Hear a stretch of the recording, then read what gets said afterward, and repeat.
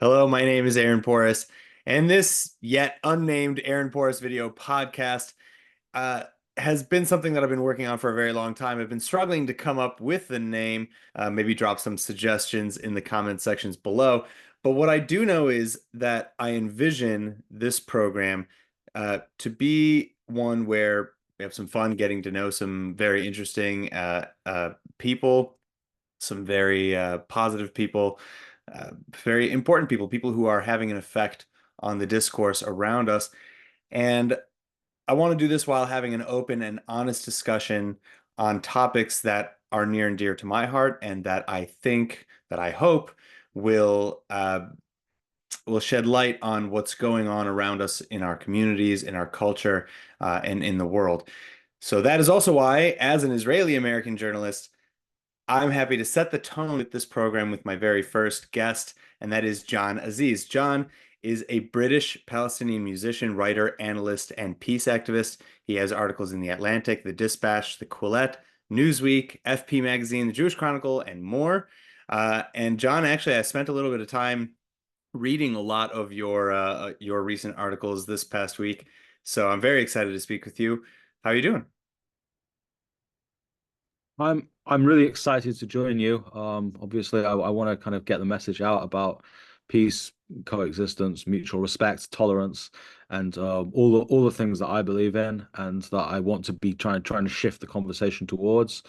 And I really appreciate you having me here, and I'm looking forward to our conversation today. Yeah, I'm really excited myself. So I just want to get to know you a little bit better first before I start diving into kind of the politics or the ideologies behind your posts and your writings. Uh, so yeah, tell me a little bit about yourself. You're British Palestinian, but I understand that your parents were born in Ramallah. I'm British. My mother is just an English white English lady. My father is a Palestinian in the from the West Bank, not from Ramallah. Not from I'm sorry. I don't tend to talk about the specific location because of complexities with security, I would say. But Sure. I basically don't want to dox my family. But yeah, we're from the West Bank. We're a large family. My father left the West Bank because he was looking for educational opportunities. He actually was started studying for a PhD in physics. So he studied in three different countries in the end. He studied in the Soviet Union, he studied in the United States, and then eventually he finished his PhD in the UK. So yeah, I was a result of my English mother and my Palestinian father meeting. I have always had a sense that I'm Palestinian, and that I wanted to have a resolution to the conflict that I saw going on in Palestine, in Israel, between Palestinians and Israelis. The more I read about the conflict, the more Palestinians and Israelis that I talked to, the more tragic it seems to me that we're continuing to fight when we're basically cousins. We're descended from the same people. We have many of similar and the same cultural and religious fixtures and institutions. And it's a terrible tragedy to me to see us trapped in this hideous conflict where there's a a metaphor that we're kind of two goats on a bridge ramming heads against each other, and eventually one of the two goats is going to fall into the water. And I don't want that to happen because I think there's room on the bridge for two goats to happily live together without ramming each other. I think it would be more I think this is I think my favorite analogy of the Israel-Palestine conflict I have ever heard in my life. Which is it's we're actually just two it's goats. I talk it's originally actually came from Benjamin Netanyahu's father, who's Really? Ben Zion Netanyahu, who's a historian of Jewish history, and Wow. he obviously Netanyahu was being kind of uncompromising and right wing. Certainly that's how I think about him. His father was even more uncompromising and right wing, and he presented this idea as actually kind of the harsh truth that the Jewish people need to listen to, that the Palestinian goat needs to Mm. go. And I couldn't disagree more. I couldn't Mm. disagree more with that idea. But I couldn't agree more with the analogy Yeah. that that Of that these that's what's two going on. hard-headed. Yeah, these two Yeah. hard-headed animals on top of a bridge. Um, trying to knock Mhm. knock each other off. It is quite a fitting analogy. Of course, I very much disagree with the idea that we have to resolve it by one of them knocking the other off. I Right. think it's So, the well, I mean, so this really gets to the heart of why I was so keen on speaking to you because in my experience, and again, I come from a journalism background. I come from a background of being in Israel on the ground, speaking with people from very, very different places along the spectrum on this conflict and on what's going on in the Middle East as a whole. And I find that at least publicly, what you're saying is the minority opinion, again, at least publicly, is the minority opinion among the Palestinian Authority and in Gaza. Until recently, actually, I think that you pointed that out in one of your articles. So I kind of want to I want to dive into that. How did you find yourself avoiding at least what seems to be the prevailing ideology among the Palestinians? well, the first thing I would say is that we don't really know what Palestinian sentiment actually was, because there was an issue with authoritarian leadership in Gaza, and potentially also authoritarian elements in the West Bank and in the diaspora worldwide. We don't really know what the sentiment is, because I think the sentiment is kind of being suppressed because there is a cultural tendency towards having this single collective position that is one of defiance, steadfastness, all the things that people like Sinwar talk about, right? We are steadfast in defiance of the Zionists, and from the river to the sea, from the water to the water, Palestine shall be Arab. All of that stuff is it's kind of being superimposed on Palestinian culture. I am in some sense I'm sort of lucky that I grew up with kind of a foot in two different worlds. So I am Palestinian, but I Mm. grew up in the UK, and I grew up with a non-Palestinian mother and a lot of non-Palestinian friends, including some Jewish friends. Mhm. So I have, and furthermore, I'm quite a tricky, awkward, and kind of individualistic person. Mm. I'm I'm a, I I'm think a, I'm a that's probably it. I mean, I'm a, I'm I'm a, trying I'm to a, I'm think. a, I'm not only a Palestinian, I'm also a classic English eccentric. Right. So the the the complexity to that, means that I'm always going to have kind of an individualistic position. I'm going to tend to resist going with the herd on average. Just I'm a little bit of a contrarian, I suppose. I'm, if not contrarian, certainly heterodox. Right. I want to carve my own path. I want to think about things based on what I agree with, based on my own logic, based upon what I can learn. So that's how I've reached the position I've reached. But I would say that there probably are a lot of Palestinians Mm. who are not wholly subscribed to this, the mentality of Sinwar, the mentality of resistance or death, who it's starting to come out in the polls. Like the most Right. recent Alrad poll in Gaza had 6% support for Hamas. Okay, at Which is a huge 47%. drop. I mean, yeah, I mean the most recent Yeah. poll before that I think said it was like 70. Again, I think maybe we have to be a bit careful about how Sure. rigged and how Well, manipulated right. and Yeah, influenced I those just polls well, and were. that's it. I just wanted to point out just just exactly how diametrically different these two numbers are. Right. It's actually crazy. Yeah. It's wild. It's wild. I don't think I've ever seen a poll flip.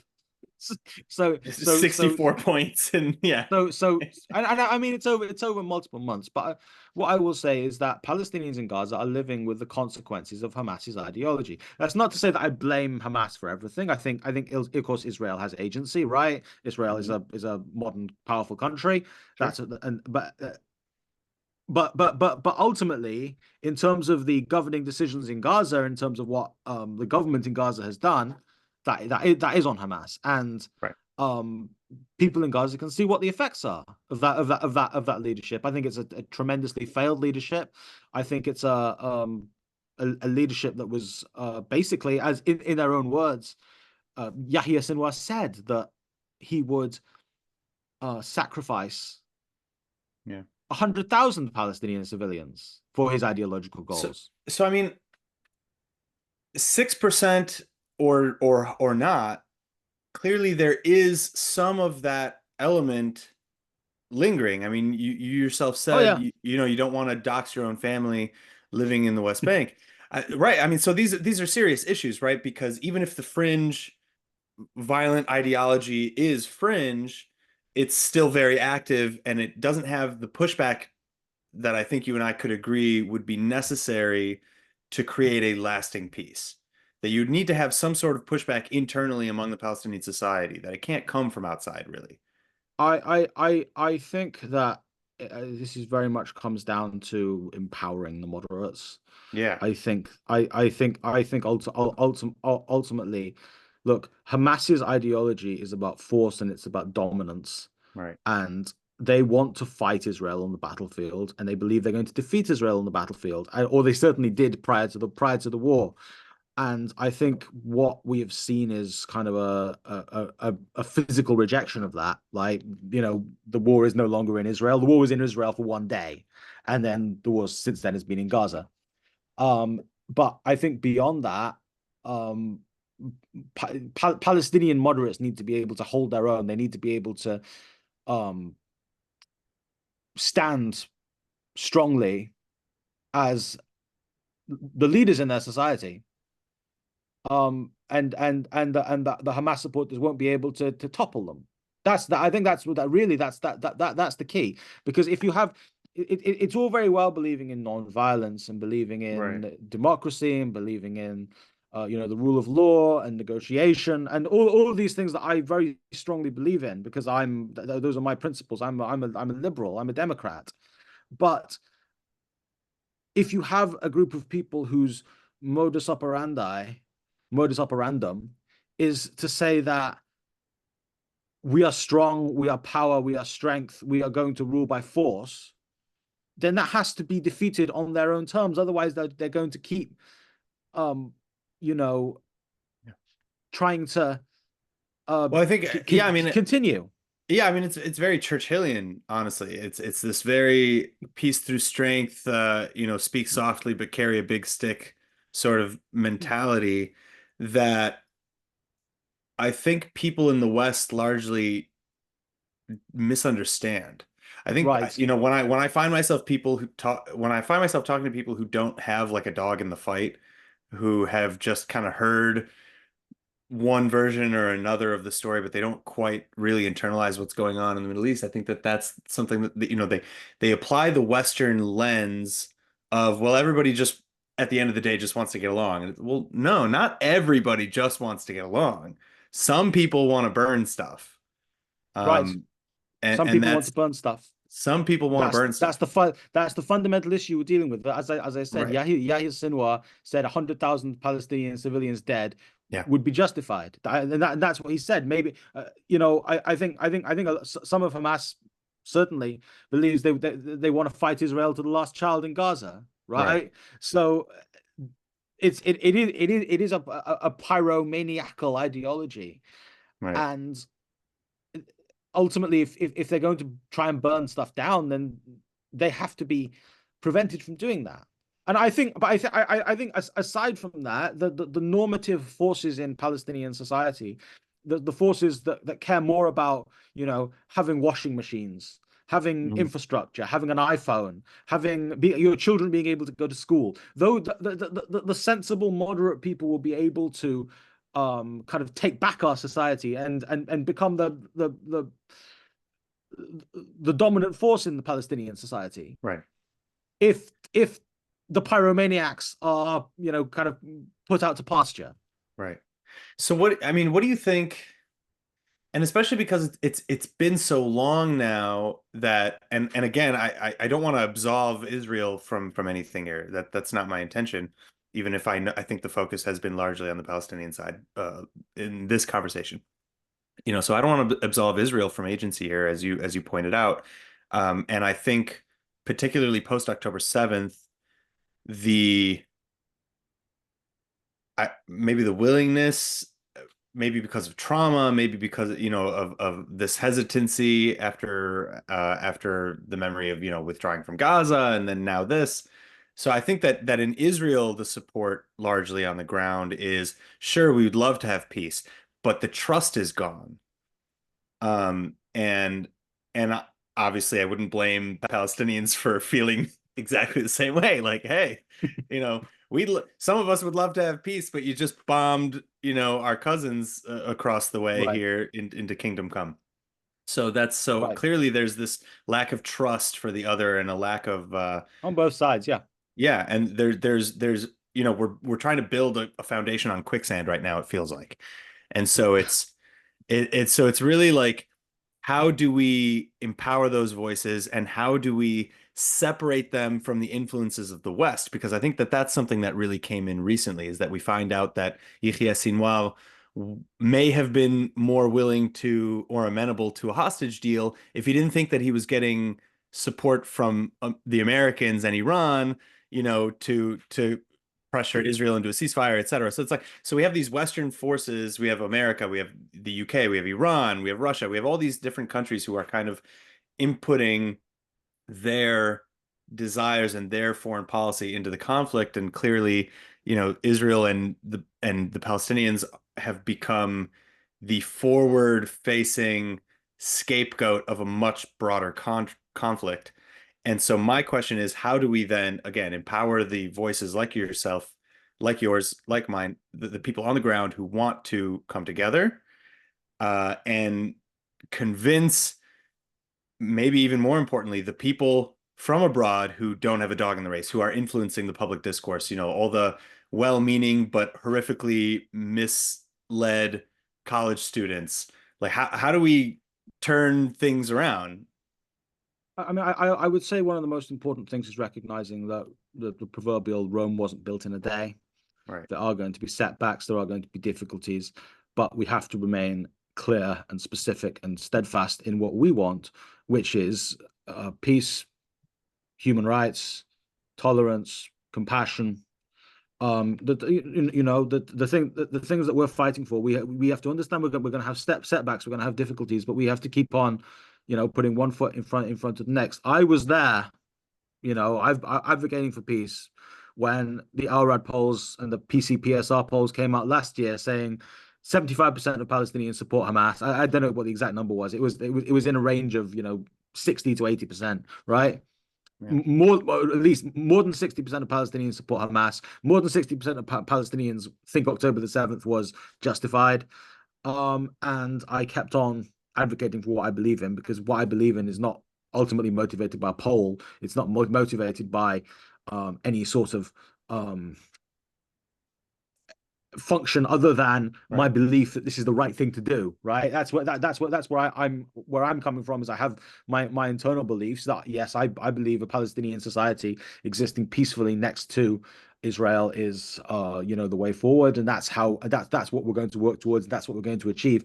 And I'm prepared to face setbacks. I'm prepared to face difficulties. I'm prepared to face people lying about me on the internet, people Mhm. attacking me from left, right, and center on the internet, people saying I'm delusional, people saying that I'm an idiot for wanting what I believe in. I'm willing to withstand that because I have a clear vision that this is the right path. This is where we need to go, and I'm not willing to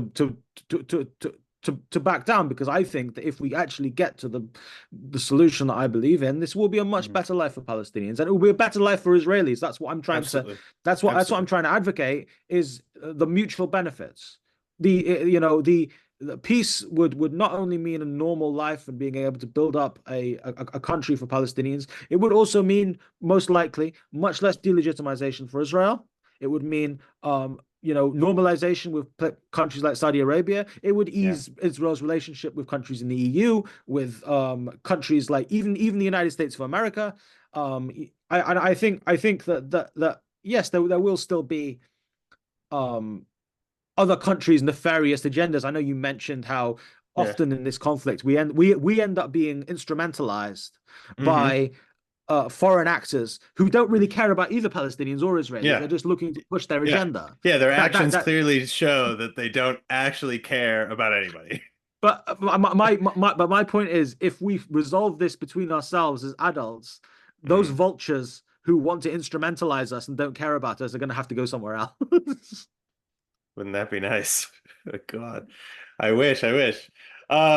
So I'm so fascinated though about your perspective, because there's a major part of me that says, you know, we can do this tomorrow. I just need to find, 30 more John Azizes, right? And this idea of we can get started, we can move forward. But I wanna understand more about your perspective and how many more John Azizes are there? Like you're in the UK, I'm in the US right now, and I do see a lot of support, but I see a lot of vocal backlash. Obviously, I see the pro-Palestine slash arguably anti-Israel protests in London, in the US, on college campuses, etc. I personally would argue that many of them are not pro-Palestinian either because of a lot of the things that we just discussed, that I think that their behavior is counterproductive towards what they claim to want. Um, so, is in your experience, in your surrounding, in your environment, are you a minority opinion? And Oh yeah, yeah, yeah. But I've you always are, been a minority opinion. I mean, well, look, there's 10 or 15 public-facing Palestinians with journalistic credentials, writing for places like Newsweek and whatnot, and The Atlantic, and various Western publications in English who are not publishing things on Twitter. Supporting the movement in that respect. It's probably less than 20 of us who have this position publicly. But how many of it is it really in terms of the underlying right. society? I don't know. And how many more people would be willing to accept the position that we have in exchange for no more war with Israel, life in a house instead of a tent, like economic games that could turn Gaza into, what people say, Singapore on the Yeah. Mediterranean, Dubai on the Mediterranean, which Yeah. which is absolutely what we should be aiming for. It's not necessarily going to be immediately achievable, of course. It's But not it's going to be doable. But it's but definitely but doable. but in the long run, if we really work at it and if we work Hmm. with Israel instead of working against Israel, I absolutely think it's achievable. How many more people would join the movement? Right now, it's a small movement. I recognize that. I recognize that. But what I will say, and what is absolutely crucial, is I don't think we have an alternative. Right. Hamas is not an alternative. Hamas effectively acted to destroy Gaza with that ideological position that we're going to fight Israel to the last Palestinian child, right? Hmm. The Palestinian Authority is a million times better than Hamas. Of course they are, but ultimately they are also engaging in a kind of softer rejectionism of Israel, Sure. where they're trying to achieve a Palestinian state through multilateral recognition and international institutions outside Israel. I think we have to face the real problem. The real problem is the conflict with Israel, and we have to resolve it. That's the real issue. And neither the Palestinian Authority nor Hamas are accepting that. Mm. And that's ultimately why I believe that my position is the correct one, because it is the one that will actually, if we can achieve it, it will actually resolve the problem. I couldn't agree more. Um, I keep coming back to how Palestinians like yourself, because I know, because this is an opinion that I have not encountered yet, and so I'm so curious about it. I know that in Israel, on October 7th, the people who were attacked hardest by Hamas were the peaceniks, were the lefties, right? All those people along the Gaza border who were hit. Vivian Silva, for example. Yeah, those are exactly, these are people who are volunteering their time to ferry Gazan civilians to hospital and back. And so there are many who believe that the peace process kind of died with them, in a sense. And I want to look at your perspective from the other side, right? In a sense, other side, from the Palestinian perspective. as a peace activist, particularly, you have friends who are Palestinian, family who's Palestinian, family and friends who are Israeli, Jewish, etc. What was going through your mind on October 7th and in the aftermath in the days after? I was very frustrated and angry. I thought before October the 7th, maybe Hamas was moderating. Maybe they were trying to um, kind of transition from being this sort of radical Islamist resistance terrorism movement into a traditional sort of right wing Sunni Muslim, sure, Islamist, sure, but but democratic and Mm. but part of the normal political spectrum there will be after Palestinian independence there will be two main parties, just as there are in many countries. There will be Hamas, which was the kind of right wing conservative party, and there will be Fatah, which would be Mhm. the sort of center left. So you thought they were going the way Party. of the PLO, basically, of I like of I just thought I thought moderating into a I political thought body. I thought I thought they were. I probably hoped at least. I didn't have hard proof of it, and this assumption turned out to be incorrect. But I tended to hope that they were going in the direction of moderation and just becoming a normal part of the political spectrum. And if ultimately we would get reunification with the PLO, we would get elections, and maybe Hamas would win, maybe Fatah would win, we don't know, and we would get negotiation with Israel, and ultimately we would get a two-state solution along the lines of somewhere between the Olmert plan and the Abbas plan, and as awful as it was, the Trump plan. All of these Yeah. plans would be I mean, really, would it's be just, kind it's of a yeah. See, I look at these plans and I say they're just there. It's a starting point. It's just come to the yeah. table. Like let's Just just come talk. come Let's come just come to the talk. come to the Yeah, table. We we yeah, we we hammer it out. We agree on a position roughly halfway in between our positions, you know, and that would have been the conclusion. That was the conclusion that I was hoping for, that we would have an agreement based upon negotiation, and the blockade of Gaza would be lifted. The rockets would be finished and ended. And through the negotiations of the peace process, we would get an agreement to end the occupation, and there would be a Palestinian state. And yeah, there wouldn't be a Palestinian army right away. There would be international peacekeepers, and there would be a long-term sort of transition plan from the status quo to full Palestinian sovereignty. But ultimately, we would get that, and that would come as a product of the moderation of both the PLO and Hamas. And I didn't know for sure what Hamas was doing and what Hamas wanted. But I felt a very deep betrayal that they had gone this way, that their way, the direction they chose to take us was, let's fight on the ground, hand for hand, fist for fist, a sword against the sword. That's their mantra. A sword against the sword. We are the army of Muhammad Dif, right? So that's what they have chosen, a sword against the sword, and that's what we're getting.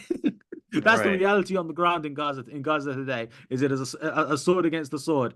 And I I felt terribly betrayed by that. I think it was a betrayal of all of the Palestinians who wanted peace. I think also, of course, it was a betrayal of all the Israeli peace activists that they slaughtered that day, including people like Vivian Silva, who, this lady was driving Palestinian children from Gaza to hospital in Israel, right? She was offering herself to to build bridges, to build relationships, and that's what we should all be doing, I believe. As even though she was killed, I believe that's the way. I believe that's the way, right? We should all be determined to put one foot ahead of the next and try to build a basis for peace, because neither side's going anywhere, right? Palestinians are not going anywhere, Israelis are not going anywhere. But Mhm. I felt on October the 7th a terrible hurt and a terrible betrayal, and I felt awful. I felt awful. It was depressing. It was deflating. I knew that there would be a horrendous war coming. The consequences for Palestinians predominantly in Gaza would be very, very negative. It's, the majority of Palestinians are not living in their homes anymore. right? The Yeah. majority of Yeah. buildings in Gaza have been destroyed, and I didn't know exactly how bad it would be, but I felt like this was a real disaster because, you know, as much as I disagreed with the Israeli government, I wanted to resolve our disagreements with them Mm. peacefully. And I believe that Yeah. there are still many options. There are many options that can be utilized to resolve these differences and disagreements peacefully. And So, Hamas threw all that out of the window. yeah. So I mean, yeah, when you hear about the death of Deif, of Sinwar, of Nasrallah for that matter, even though he's not Hamas obviously, or Hania, um, what's going through your mind? Is it like yay, or is it like all right, I mean, great? I mean, I think bittersweet. I'm look, I'm almost like a hippie, right? I don't really believe in celebrating anyone's death, right? I Mm. mean, on one hand, I'm quite Churchillian in peace with strength, sure, but on the other hand, I don't celebrate people's death. If you read my Quillette article recently, I was talking Mm. about how there's kind of a natural revulsion to seeing the corpse of a dead person with their skull caved in, like Yahya Sinwar, right? Mhm. When I saw it, it was kind of scary. War is Yeah. scary. Death is scary, and um, I don't celebrate. I certainly don't celebrate people's deaths, but there's a saying in economics that the science of economics advances funeral by funeral.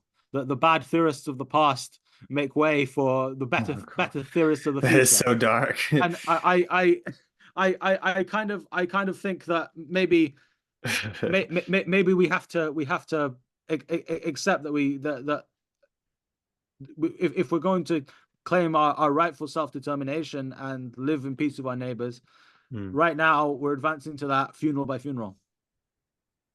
So do you think, it's like such a weird I almost feel bad even asking the question, but it's like, do you think that the war as it exists currently could have gone any other way? Oh yeah, You I'm do. actually very critical of the Israeli government. Okay. Like I think the Israeli government's really like kind of slapped themselves in the face with this war. I think they've actually handled it really badly. Okay. I'll hand it to them that they have certainly um you know there have been a lot of intelligence victories. The assassination of Haniyeh, the assassination of Sinwar. Well, it wasn't assassination. The battlefield death of Sinwar. Mm. The assassination of Nasrallah. Right. There's a series of um massive intelligence wins. But point number one, October the 7th was a terrible, catastrophic intelligence Massive failure, failure. Huge failure. right? So that was gotten completely wrong. Ultimately, I would say that my criticism of the Israeli government is that they have been excessively vengeful in how they've Mm. persecuted the war, and there has been excessive unilateralism and unwillingness to work with the international community. I believe that there Mm. was a prospect after October the 7th when everyone saw how extremely atrocious these were, and I don't fully buy into the Hamas is ISIS line, but there's certainly a comparison that can be made with Hamas's ISIS style tactics on October the 7th. The international community should have been willing to would have been willing, I think, to work with the government of Israel to say that this group that perpetrated this atrocity cannot stay in power in Gaza, and we are going to remove them as bloodlessly as possible Yeah. with as little suffering to the Palestinian people inside Gaza as possible. Um, that isn't the way it's gone, right? We have to make the best of the situation we're in. Yeah. But if we go back to 2005, the withdrawal from Gaza by the Israeli government was unilateral, right? So this is a theme that I continue to see. Israel is acting unilaterally.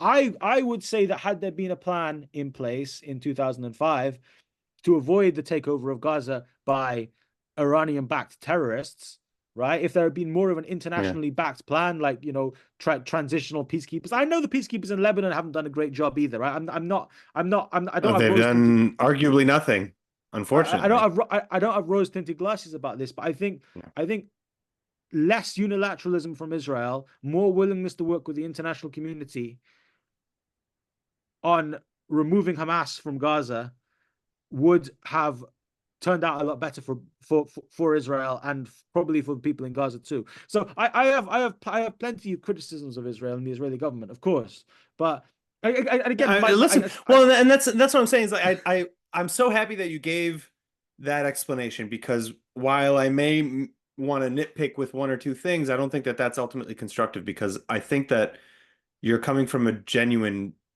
place. I think your that's my, I criticism mean is coming that's my genuinely. point of view. I mean, I suppose Yeah, one problem with my criticism is it's based on a hypothetical, right? sure. But that's it. Is I'm I think that ultimately you're coming with those criticisms saying, hey, like, was Israel justified in retaliating? Sure, but do I agree with everything that they've done? No. And I think that you've laid out your position really clearly that's and yeah. with good faith.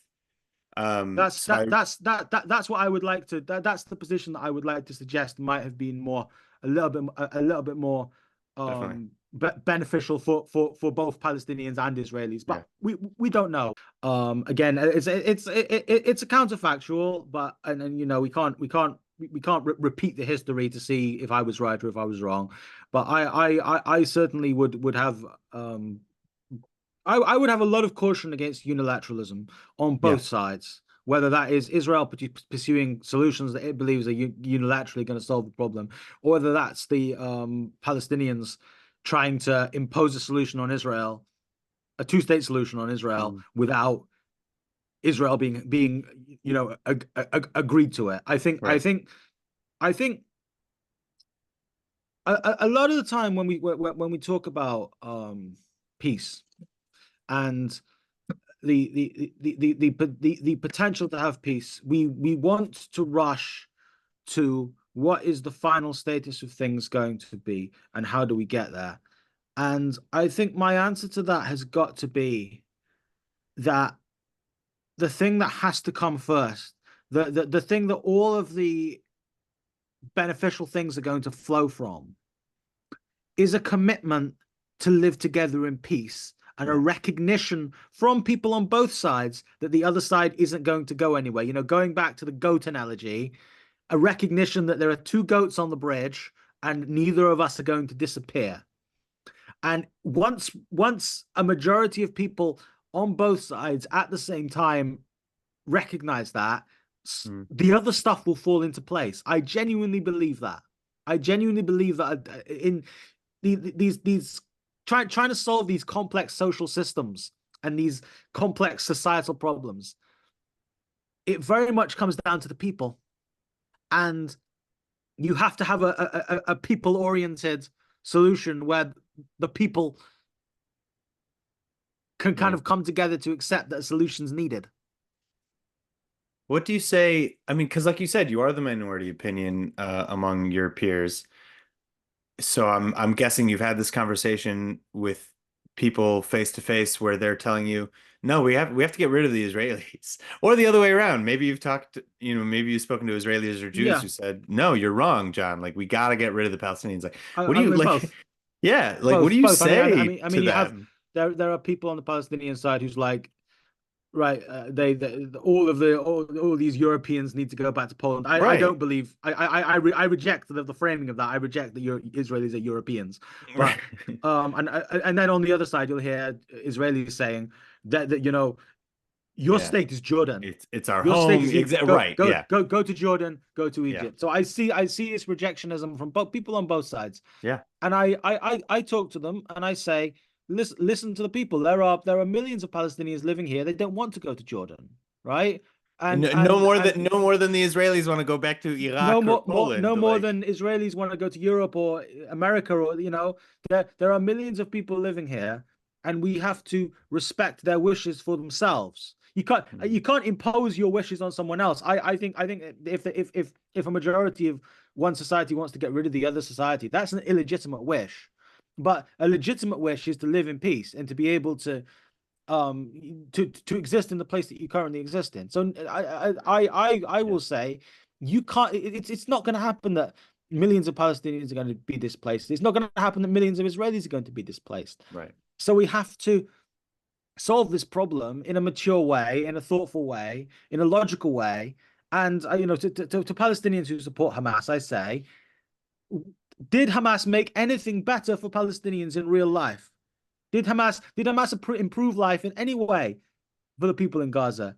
Ultimately, no, they did not. Things maybe got a little bit better in off and on before October the 7th, but October the 7th burned everything, right? Mhm. So no, they did not achieve um they did not make things better. And Israelis who maybe support, I don't know, uh, Ben Gvir or Mia Yeah. Kahana, or I would The say, the the unfortunate nut jobs in the government. I would say to them, are these people actually making your lives better? I don't think they are. Yeah. I mean, Yeah.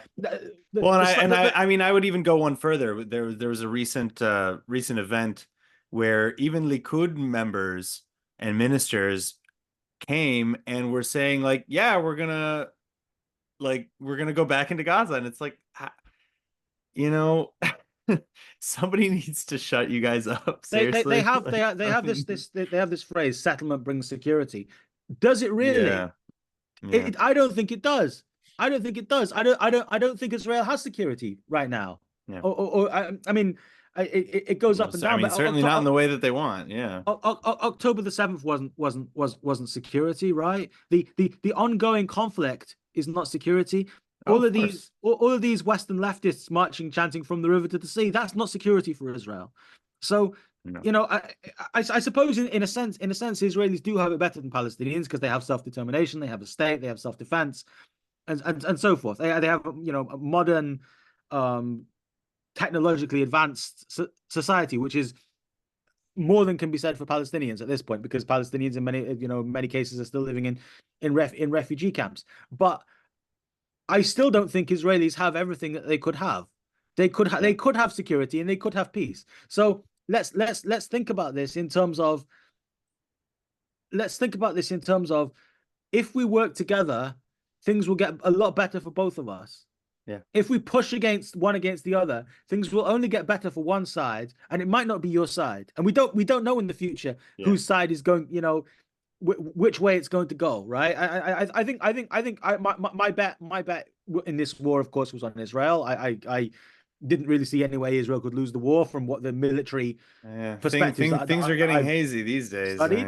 Yeah, But yeah, there are ways in which future wars could go differently, and yeah, it could go horribly sure. for either side. I think. Well, I mean, I think It's another big gambling. point is how would you define winning in this conflict, right? Like, I think that I have Exactly. personally spoken to many Israelis.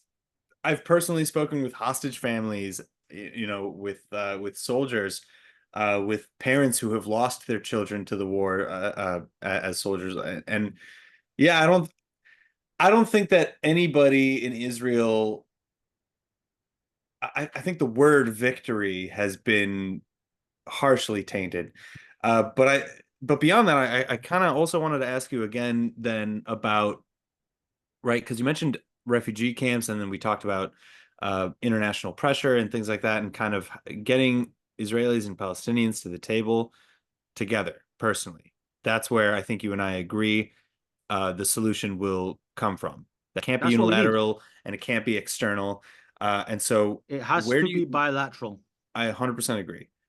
So where do you see, like, where do you align in this story the role of UNRWA and the role of the UN, the role of the ICJ, right? The ICJ is now accusing Israel of genocide. So like, how do we? Well, South Africa is now accusing Israel of genocide. Correct, To be correct, clear, correct. the But ICJ the is ICJ is saying, well, mediating. hey, yes, hey, maybe you've got a point there. Yeah.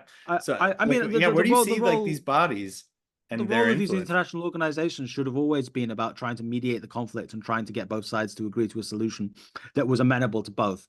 Mhm. And it shouldn't actually be taking one side.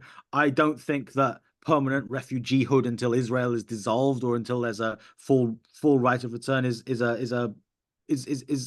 plausible. I think ultimately it's an element of that being perpetuating the conflict, extending the conflict by making demands that don't actually fit with what Palestinian people even really want. Mm. Because most Palestinians want to live in a Palestinian state. They don't want to live in Israel, Mm. right? That I mean, the conventional wisdom, the conventional narrative is that they want to live in a Palestinian state instead of Israel. Are you saying that right, that's actually but not the that's not case, gonna though? That they would be right. perfectly happy saying, no, any state is fine. I don't think it's a reasonable or legitimate demand to say that Sure. Israel's dissolved, though. Oh, Because that would I know, I agree. I'm saying that when we talk about Palestinian right of return, I think that that is where the conversation often ends, because for Mhm. Israelis it's a non-starter to import, 5 million Palestinians into Israel. And for and again, this is why where I'm hoping maybe you correct me if I'm wrong, that from the Israelis' perspective, it looks as though the majority Palestinian perspective, and again, this is just perception. So you tell me if I'm right or wrong, but the perception is that the majority held Palestinian viewpoint on the right of return is to dissolve Israel. Is that a mischaracterization of that I perception? Is the true it perception, it no, possibly we it just want to stay? possibly it possibly is a Mhm. mischaracterization, Okay. because the most recent, at least the most recent polls in Gaza, at least, do show massive support for a two-state solution. Over, I believe it's 62%, with only, I believe, I think it was 19% for a one-state solution of equal rights and 9% for Palestine from the river to the sea. So Mhm. I think there is a realism in the Palestinian points of view on the ground that I'm talking about. I think that um certainly there has been a fairly long history of this kind of rejectionist. We all have to go back to where we came Mhm. from in 1948. Um, I'm very sympathetic to Palestinian refugees who were displaced during the Nakba, right? I think what happened to Palestinians in the Nakba in 1948 is horrific. I think what's happened to Palestinians in 2023 to 2024 is horrific. So I'm very very sympathetic, but Yeah. I don't think that we should just permanently extend the suffering of these people to not have a permanent home on the basis that Israel, on some argument that is that Israel shouldn't exist. This being said, I think that the solution once again is going to be a negotiation, Mhm. because there was some level of agreement about a limited right of return to 1948 Israel for some Palestinians in Yeah. I think in those who were in the those who Olmert were Abbas literally negotiation. displaced. Yeah, I believe the deal Yeah, included for those who were literally displaced, which is, whoever's still alive out of I 750,000 I or I 800,000 think people. I think fair enough. But as part of the negotiation, we should probably do that. And but for people who, the thing is, I think a lot of them won't even exercise it, because I think a lot of I would them agree. they want to live in a Palestinian state. They want to live with their families, you Yeah. know, where Well, they where wouldn't recognize the country they'd be going back to. right, I mean, right. it's a completely So different place. Their homes are gone, rebuilt four times over, who knows? but It's a different if place. you want to go further down the line, we could talk about. I think what ultimately probably needs to happen for both of our peoples is there needs to sort of be a Middle Eastern equivalent to the European Union. Now, this is a long Hmm. way down the line, right? But if we could do that right now in Europe, every French person has a right to go and live in Germany. They all have an equivalent of a right of return to Germany. Hmm. Every single Spanish person could go and live in Italy, right? They don't do Interesting. that. They don't do Right. that. There's free movement, but it's not exercised by everyone. And Interesting. I think further down the line, if we really want to be progressive, if we want to dream of a Middle East of economic splendor and liberalism and tolerance and openness and equality, I think it would be wonderful if every Israeli who was Hmm. displaced after 1948 also had the right to go anywhere in the Middle East they wanted. So you could have Israelis going to Morocco or Algeria if they were part of the solution of a Middle Eastern Right. EU, or Syria, or I think Yemen has dwindled to zero Jews now, right? You could have Jewish people going back to Yemen, and you could have Palestinian people going to Israel freely. I mean, but the key thing is that it's not about violence. It's not about imposing things on people. It's about being, together, Right. and having rights, and working together and living together peacefully. And Sure. that's my dream. That's my vision. If we could get to the stage of we develop peace, and right, and then maybe 20 years after that, we start saying, yes, we do want to be able to trade freely with each other. We want to be able to live together. That would be great. That would be great. But what that can't turn into is using that as a weapon, right? It can't turn into trying to subjugate other people. So there needs to be, it's like, safeguards in place. Like, Sure. you can't Yeah. you I mean, that's yeah, and that's nitty gritty. Like, okay, how do we get there? I think it's like you said. I mean, the first step is, do we want to get there?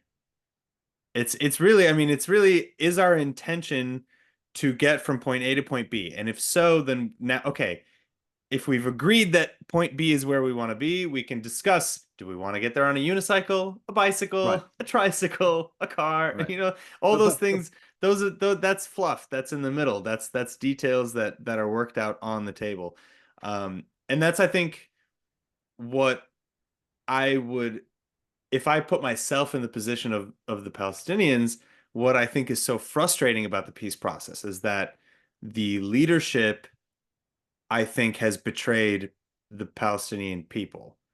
I look at Mahmoud Abbas, and this is my perception. My perception of Mahmoud Abbas is a kleptocrat, is a guy who would sooner, take in another $1 million and leave peace for somebody else than make a real change like that, like coming back. I've never met him, but I have met Israelis who have said quite different to that, who have said Mm, that they believe Mahmoud Abbas that is a he's the missed opportunity. true, He's a missed opportunity, yeah. and he basically isn't a violent person, and he doesn't believe in violently superimposing Yeah. things on Israel. I've heard I both of those Yeah, as well. I've definitely heard both of those as well. the truth I may be Yeah, somewhere in between. probably. Yeah, it often is. I mean, yeah, like I mean, I'll tell you that I arrive at that perception because, and I don't want to blame him for everything. I don't necessarily think that he's like this malicious person who's just, retaining power at all costs. Like, I do not put Mahmoud Abbas and Yahya Sinwar anywhere near the same place. I don't, I do think that there is a massive sliding scale here. On the other hand, you have the fact that elections haven't been held in the Palestinian Authority in years. They were That scared Hamas would win. he exactly, well, exactly. But then, so the alternative then is, rather than saying, if you espouse dangerous, violent ideologies, we're not You we're can't not stand going for to put you on election. the ballot. We're not going to put That you on the and ballot. and by the way, that's how I would handle democracy, right? I think Right. I think that there needs to be a basic commitment to peace and coexistence Correct. Right. for everyone on the ballot, and then beyond that, we can Yeah. say, okay, there's a left wing party, there's a right wing party, there's one that's more, a little bit more Sure. Islamist, one that's more Yeah. secular. Fine. But then the whole thing is again, like with Abbas as well. You know, he again, I'm putting myself, I'm trying to place myself in the shoes of a Palestinian person, random citizen in the PA, who looks at Abbas and Abbas's family living in multi-million-dollar mansion and saying, it's been over 30 years of this, like 30, 40 years, right? 35 years since Oslo. And what do I have That's to show for incredibly it? sad, isn't it? That is Yeah, it's been incredibly sad. 35 years since Oslo. You're living in a mansion, your friends are living in mansions, and where am I? I'm going through checkpoints, I'm going through whatever it is. Like, how I would be furious. I would look at Abbas as a Corruption kleptocrat. corruption is very tempting for leaders. Right. That's the sad, True. miserable, I think, oh truth of yeah, it. I think Bibi needs to get out too, but I think Israel needs Yeah, term we could. limits. I think Israel, yeah, I mean that's a Oh, different for conversation. sure. I think Israel should have term limits and Bibi should have been out just based on that. Oh, I More than agree. like so it's like so really so we can yeah, we can go down that rabbit hole too, but like um Corruption is a dangerous thing, and I think unfortunately, if you're a kleptocrat and you're doing fine financially, and you're sitting in your compound and you're perfectly basically safe, and the people outside the compound are still having a pretty hard time, and they're not getting rich. Maybe some of them are getting rich, but a lot of them are not. And I think that's the danger. It breeds stasis. yeah. It breeds stagnation Yeah, because the incentivization structure is you off can just sit kilter. there, you can sit there getting rich, and Hmm. that's what happens. That happens in a lot of countries. That's Sure. not probably Absolutely. unique It's to not unique. No, Palestine, it's to the not Arab unique. world. But Yeah. the question for me as a non-kleptocrat, as a Palestinian guy who's maybe you could describe me as a journalist at this point. I what I want to know, what I want to answer is how do we break the stagnation? How do we break Yeah. through?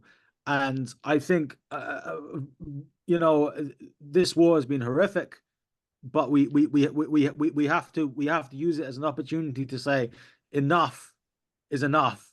Enough is enough, right?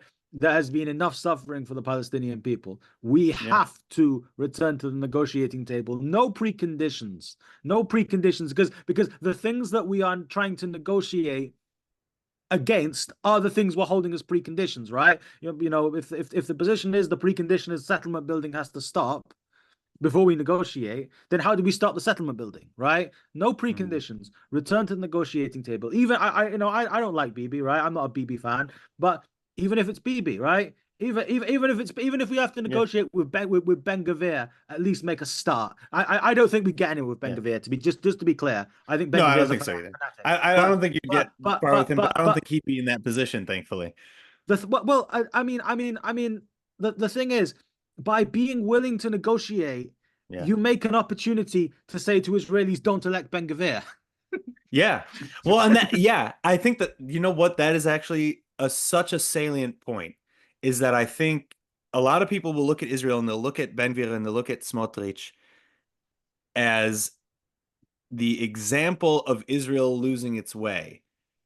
And Mm. I think actually it's a symptom of Israelis being pushed further and further away from peace through trauma. And I'm not justifying that and I'm not putting that all on one side. I think it maybe sounds that way. I'm not my intention. Um, but it's going back to October 7th, like it's it's kind of what happens when you have people who are on the right and they're saying, well, look at what happened to the peaceniks. Why would I do that? Like why would I be a peacenik if you end up, you know, with a knife in the throat or in the back or what or whatever horrible thing happened. Uh, and you're right. It takes that courageousness to say, not everybody's like that. We need to uplift the voices who are not like that. We need to meet those people and we need to come to terms and we need to discuss. Um, and that's it. I look at Ben Gvir as like this symptom of This is what I would do, right? yeah, If Ben Gavir, Smotrich, whoever is leader, BB, right? yeah. I would meet them. I would negotiate with them. I would attempt to reach an agreement between our two positions. Mhm. If that was not possible, I would say, as the Palestinian leader, directly to the Israeli people, we are ready to make peace. You need to They bring would do it. someone you need to bring someone who is It going would to make happen. peace with me. Yeah. That's what I think that would work. I would I appeal think to that the would work. Israeli people. I would say Yeah. Bibi does not want to meet me in the middle. Right? Yeah. That's the strategy I believe that the Palestinian leadership should employ. They should speak to the Israeli people, right? They should do everything they can to get a deal through bilateral means. But Yeah. if they can't, then they say directly to the Israeli people, Yeah. we want to Grassroots. make peace with you. We want to live with you. We want peace. We want development. We want to work with you. But we have I to think it have would someone work. we can. Yeah. That's my strategy. That's I my think it would strategy. work. I do think it would work, actually. I do think that that would work. I think the evidence for how that would work is actually the Bennett government from the previous makeup, where Bennett is a right-wing guy. He's a military hawk. He's religious. He and yet he I think is a great example of where Israelis generally tend to fall, which is we need a hawk on defense, but we are absolutely willing to have an Arab Mansour Abbas for the first time in history as a member of this coalition. We are willing to have our right wing Yamina party, now it's no longer existing, but and the left wing, Yesh Atid from Yair Lapid and I everybody in mean, between. Meretz was part of that government, by the way. Exactly. Meretz was exactly. This was a very wide government. You had people who were arguably pro-settlement, and Meretz, who you rightly pointed out is the exact opposite, who is very pro-peace, very anti-settlement and pro-negotiated peace with the Palestinians. The Meretz, going back to what you said about what you've heard about Abbas, that's 100%. Meretz would say Abbas is the greatest partner for peace we could hope for right now from the Palestinians. That's something that Meretz would say. So definitely, I think that the I think that the Israeli people are actually primed for a negotiated, reasonable approach. I Could think we that they are. could we make peace with Bennett? I think you actually could. I think it wouldn't necessarily be the easiest thing in the world, but I would have a lot more hope to make peace with Bennett Yeah. than I would with Ben Gvir. Yeah. So Yes. Yes. I think there is a possibility with Bennett. And I think again, if Bennett is the Israeli Prime Minister, we have to be willing to sit down with him and say, what is Yeah. your position? Here is our position. We want to make peace. We want to live with you. We don't want to destroy you. We're not here to destroy you. We're here to just live as two normal countries, and let's do it. And Mm. if his response is yes, then we should do that. I think so. I think one of my final questions before we wrap is let's look at again let's look at those people who are abroad, the socialist, anti-capitalist, Marxist, neo-Marxist, good-natured people who are, you know, arguably propagating the conflict from abroad by providing what appears to be tangible support, and it is in many cases tangible support. I mean, the pressure that has been levied on college campuses and by protest groups on their various governments around the world have certainly had an effect on the conflict in the Middle East currently, and in Gaza especially. Um, what do you say to them? How often, like, do you find yourself in the London protest ever walking? Because I Um, was there. I was in April walking the London protests and just talking to people, and no fewer than three came up to me unsolicited to ask me if, to try and convince me to become a socialist communist. And I was like, what does this have to do with anything? That like I attended a fair amount of pro-Palestine protests when I was younger. mm, I have been around them a little bit. I've talked to a few people. I think that there is a problem of, as there's been for many years, of this horrific, vile, awful conflict that I abhor being taken advantage of, as you allude to, by ideologues who yeah, want to push their ideology, whether that's socialism, communism, Marxism, Leninism, Maoism, yeah, whatever. Trotskyism, whatever they're Mm, um, dreaming of. These ideologies. By the way, the funny thing is that the Chinese Communist Party recently told the government of Cuba, if you want economic progress, stop being so communist, start implementing market reforms. Right? So, the Cuban Communist Party, and I believe it's Raul Castro now. They were looking for advice from the Chinese government, because of course the Chinese government they've stop being engineered commies. a level of growth, and the answer from the Chinese Communist Party is, stop being so centrally planned. Isn't that hysterical though, that the Chinese Communist Party, whose communist bent has basically run their country into the ground, And their It only killed saving millions of grace, people. well, right, and their only saving grace is the fact that they've actually adopted some free market principles, Yeah, albeit I mean, stealing mostly IP, but still. I'm a pragmatist. I'm towards the left. I like social services. I like, people being able to get free healthcare, for example, Yeah. right? But I think it's utterly vile to use the suffering of Palestinian children to advance your Marxist ideology. I think that's utterly perverse and bizarre. But unfortunately, with conflicts, people are going to try to push their agenda, Yeah. and whether that is the Well, Soviets back themselves. but back to the heart of the question, like how do you engage with those people? Do you engage regularly with them? And and A what little do you bit, say to them? a little bit. I mean, I say to them what I say to you. Neither side's going anywhere. Israel's not going to self-immolate, right? Israel's not going to disappear. Israel is very secure. I mean, they don't like to talk about this, but they have nuclear weapons. They have the support basically of the they have support basically of the United States. They have Yeah. modern technological economy. It's the startup nation. There is some truth to that. It's kind of a Israeli Silicon Valley. Mhm. Um, I think that Israel it doesn't have perfect security. And again, there's security failures, but it's not Yeah. going Nothing's anywhere. hermetic. And Yeah. I tell you what, the ultimate proof to that is Israel itself, right? After the Romans conquered Judea and enslaved a lot of the population and expelled a lot of the population, nearly 2,000 years later, you had a new generation of Jews Yeah. coming to the land saying this was our forefathers' homeland. Nearly 2,000 years later. So Mhm. so look.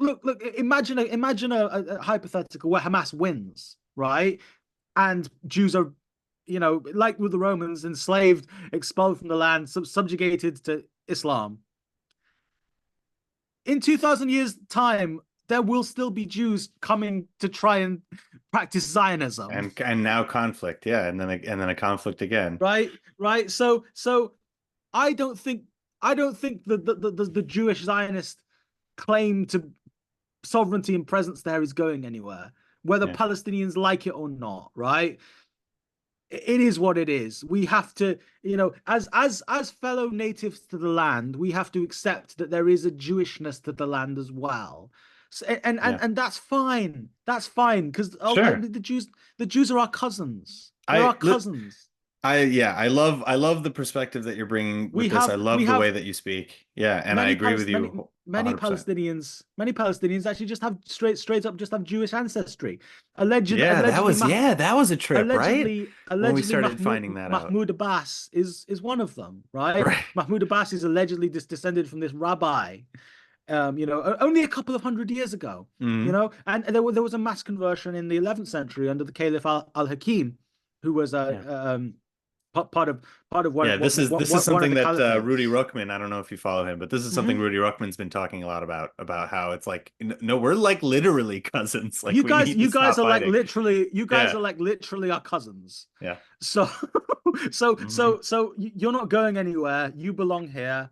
So do we, right? We belong in Palestine too, because Yeah. of our ancestry and our Yeah. descent. So neither side's going anywhere. So we have to figure out, just like the English and the Welsh, for example, which is where I'm of English ancestry as well, and Yeah. I've traveled around the English and Welsh border, and there's villages there, right, where you'll see a sign where in the 12th or 13th century, 2,000, 3,000 people in one day were killed in a battle, right? The English and the Welsh were fighting each other. The English and the Scottish were fighting each other. So these things it's possible Yeah. to accept each other, work together, live together, and move forward from the worst solution to the conflict, which is always going to be killing each other. So Yeah. that's what we need. That's what we need to do. Europe's done it. The British have done it. Um, lots of It's lots the of Middle places around the East's world have done it. turn. It's our It's the Middle turn. It's our East's turn. turn. It's our turn. We It's our deserve turn. it. We deserve this. All right. John, I seriously, I've absolutely loved this conversation. I've loved talking to you, and I'm so, so happy that you agreed to join me in this, our first episode. I hope very much to have you back on in the future. That was And yeah, I great. mean, I couldn't have put things better. Thank you so much. Thank you. I really appreciate it. I really Yeah. enjoyed joining you, and I wish your podcast the best of luck.